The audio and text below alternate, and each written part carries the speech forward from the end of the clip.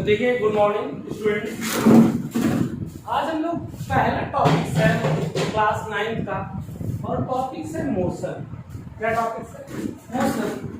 तो हम लोग डिस्कस करेंगे कि मोशन क्या है। अच्छी बात डिस्क्राइब भी करेंगे चैप्टर इंट्रोडक्शन।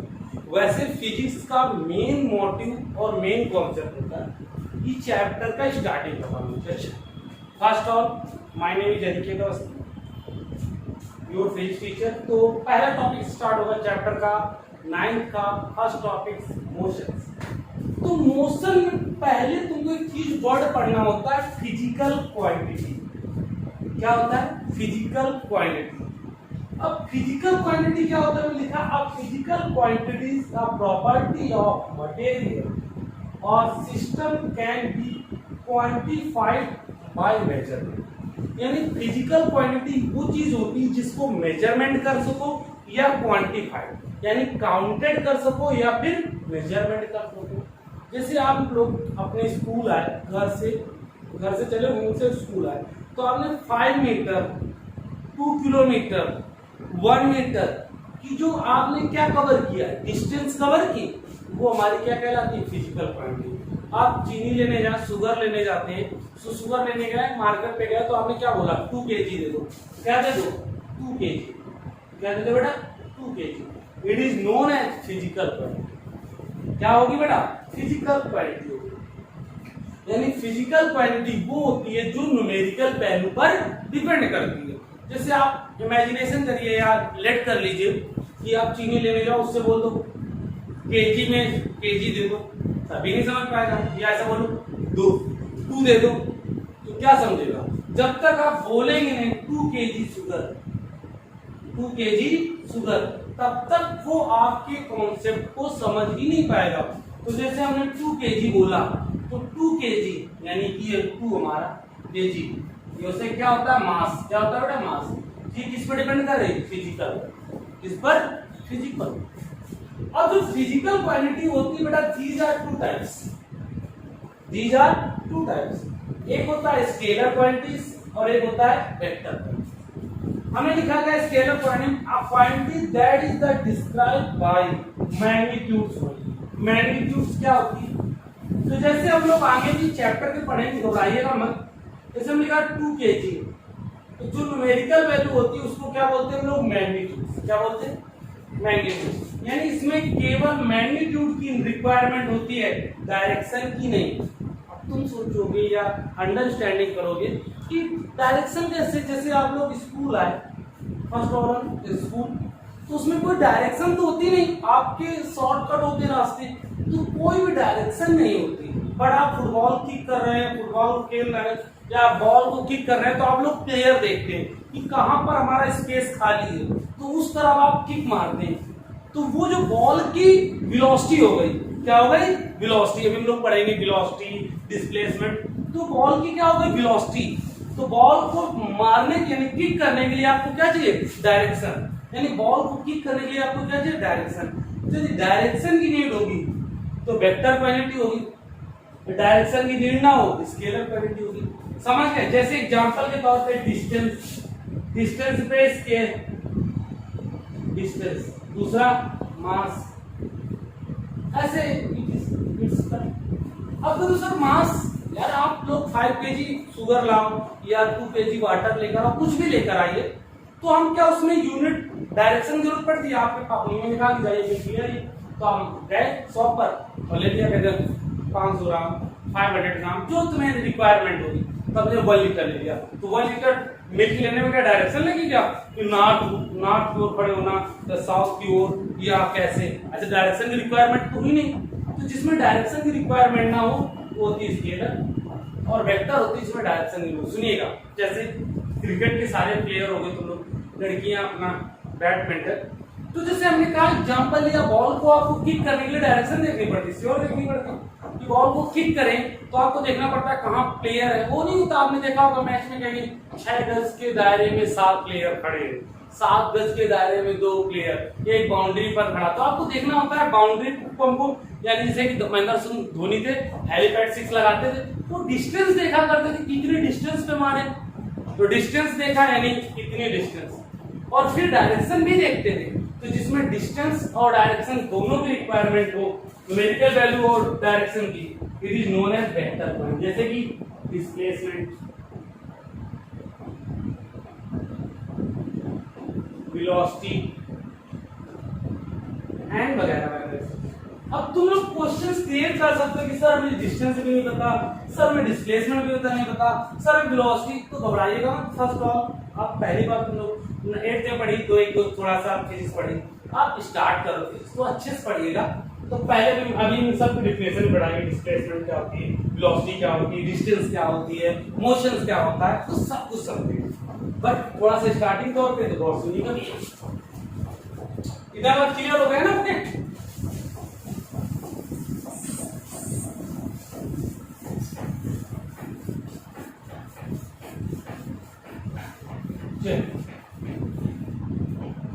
मोशन एक तो विदाउट साइंस लैंग्वेज समझ लीजिए, एक आप साइंस की विदाउट साइंस लैंग्वेज समझ लीजिए, यानी व्हाट इज मोशन की क्या डिफिनेशन होती है। एक तो आप विदाउट मोशंस की डिफिनेशन है, आप विदाउट मतलब अभी डिफिनेशन पे नहीं समझ, ऐसे समझ कि कोई बॉडी की यदि पोजीशन चेंज हो रही है, एनी बॉडी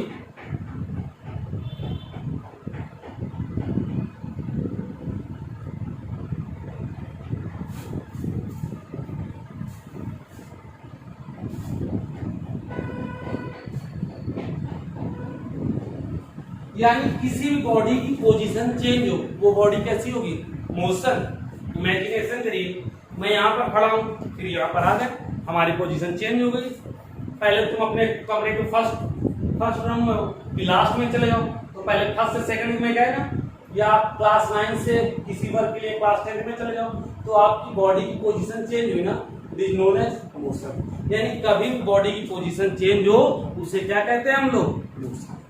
अब थोड़ी सी साइंस की लैंग्वेज में, all moving body, all moving body.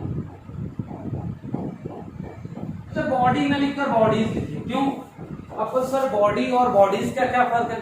Simple सी बात, सारी बॉडी हो ना, इज दैट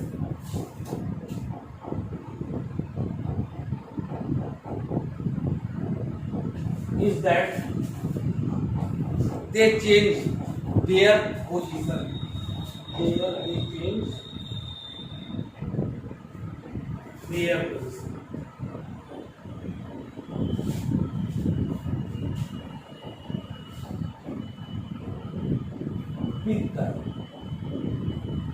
ये हो गई आपकी, यानी कोई मूविंग बॉडीज हो, उनकी पोजीशन चेंज हो रही हो, किसके अकॉर्डिंग टू टाइम को, तो वो क्या कहलाएगी, मोशन। अब तो क्या सर सारी बॉडी मोशन में होती है? तो नहीं भाई, ये आपका बोर्ड है, ये आपकी चेयर है, नहीं है ना मोशन में। कि जितनी भी हमारी स्टेशनरी ऑब्जेक्ट होती है वो मोशन में नहीं होती। घर, room, home, house, different language, ये क्या मोशन में है? नहीं है ना। तो कोई बॉडी यदि स्टेशनरी बॉडी है तो मोशन में नहीं, कोई भी स्टेशनरी बॉडी मोशन पे नहीं होती। हमारा बोर्ड है, मोशन में नहीं। ये कैसी है हमारी स्टेशनरी बॉडी, और जैसे हम है तो बस कैसी बॉडी, मूविंग बॉडी। अब तुम्हारे दिमाग में एक क्वेश्चन क्रिएट होना चाहिए, क्या क्रिएट होना चाहिए? इमेजिनेशन करिए आपकी मोटरसाइकिल, तो सर उसकी पोजीशन चेंज होती है, but with the help of, यानी हमारी सहायता से उसकी स्थिति परिवर्तित होती है। जब हम उसमें फोर्स लगाते हैं तब पोजीशन चेंज होती है, ऐसे तो पोजीशन चेंज होती नहीं हमारी, तो वो भी स्टेशनरी बॉडी है। किसी की हेल्प से पोजीशन चेंज हो तो स्टेशनरी बॉडी, और खुद चेंज हो जाए वो हमारी मूविंग बॉडी। कोई प्रॉब्लम? तो समझ गया ना मोशन की। अब ये तो एक लाइन की लैंग्वेज ऐसे किसी को बता सकते हो, any body change in position, it is known as motion. कोई प्रॉब्लम? ओके, चलिए अब थोड़ा सा चैप्टर के अंदर स्टार्ट करते हैं। तो पहला वर्ड आता है डिस्टेंस।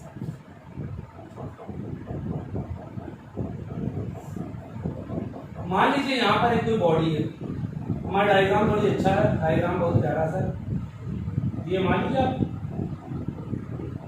ये यहाँ पर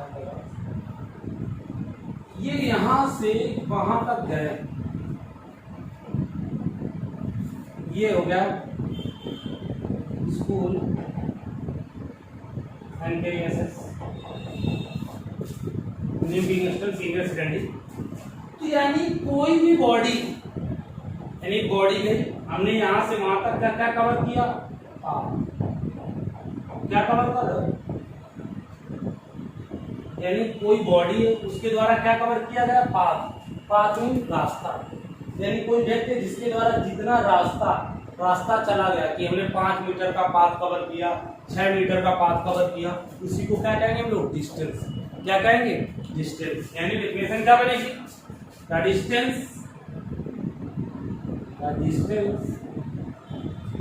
distance covered by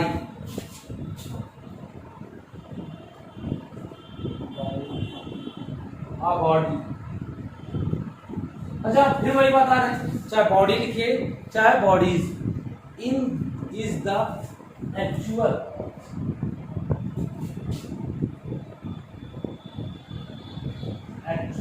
path, actual क्या बेटा, एक्चुअल पाथ। अच्छा एक्चुअल पाथ को या actual length of path, length of path, it is known as distance, it is known as distance।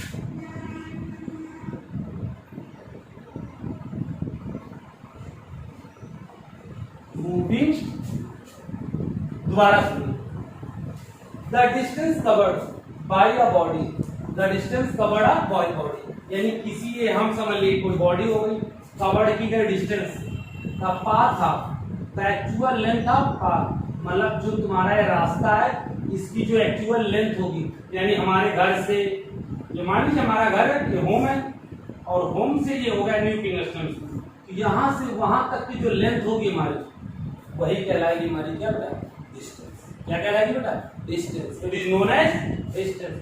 दूसरी बात चलती है यूनिट। सोचो लाइफ में एक यूनिट ना होती, तुम्हारी लाइफ में एक यूनिट ना होती तो कितनी खराब जिंदगी होती। तो कैसे हम लोग मेजरमेंट ही नहीं कर पाते, जैसे लोग बोलते, तुम लोग मार्केट में कहते 2 kg, क्या बोला 2 kg, तो 2 हमारी हो गई न्यूमेरिकल वैल्यू, और kg क्या कहलाती, यूनिट, क्या हमारी यूनिट। बिना यूनिट के आप कुछ वर्क ही नहीं कर सकते। तो जो डिस्टेंस की यूनिट होती है बेटा मीटर होती, क्या होती। दूसरी बात ये कैसी क्वांटिटी होती है बेटा, स्केलर क्वांटिटी होती है, कैसी होती है। तीसरी बात, first second, it is always positive,